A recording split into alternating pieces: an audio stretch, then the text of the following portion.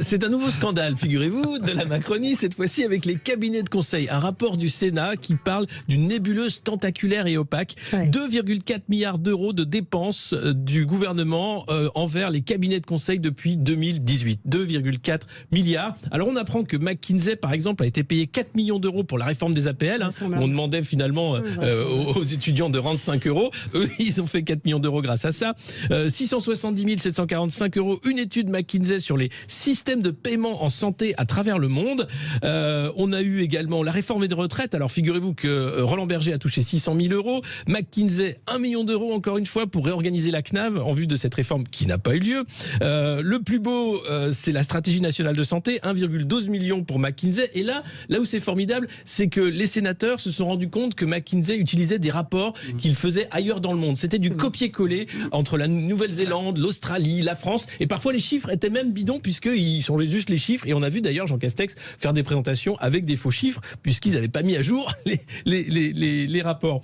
La gestion des radars routiers. On adore les radars routiers. Vous allez me dire, ah bah oui, c'est les départements, c'est les régions. Non, c'est Soprasteria et Aegis qui prennent 82 millions d'euros pour gérer les radars routiers.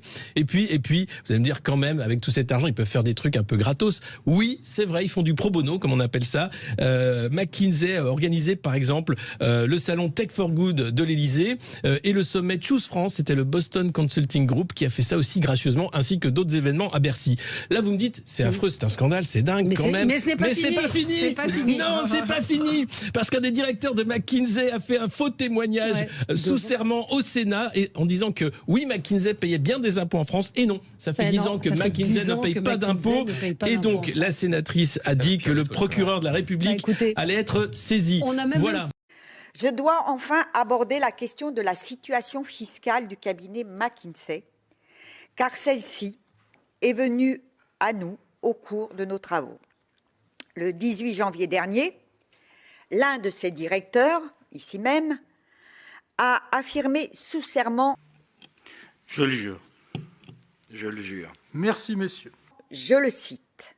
« Je le dis très nettement, nous payons l'impôt sur les sociétés en France et l'ensemble des salaires sont dans une société de droit français qui paie ses impôts en France. » Fin de citation.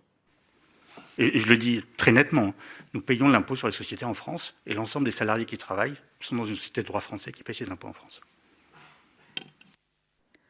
On a donc vérifié, en procédant à une réquisition de documents à Bercy, comme le permettent les prérogatives de la commission d'enquête. Le constat est clair.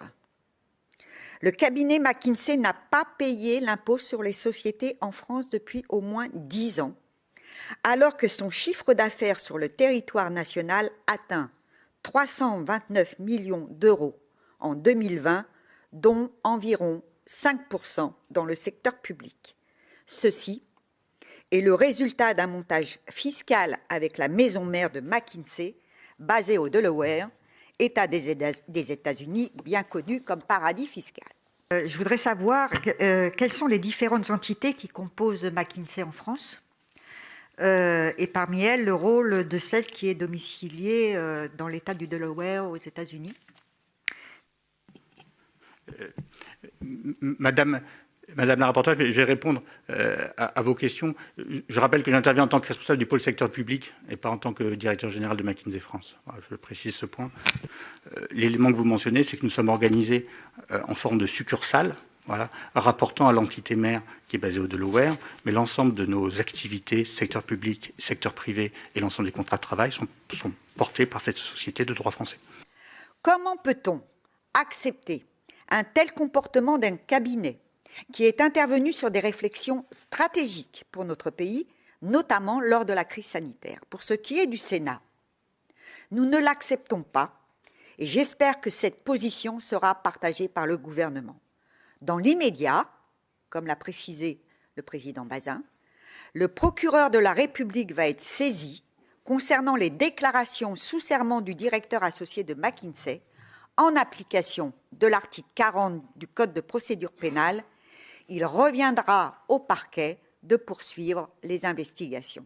Pour toutes les personnes auditionnées, je rappelle qu'un faux témoignage devant notre commission d'enquête est passible de sanctions pénales qui peuvent aller, selon les circonstances, de 3 à 7 ans d'emprisonnement et de 45 à 100 000 euros d'amende.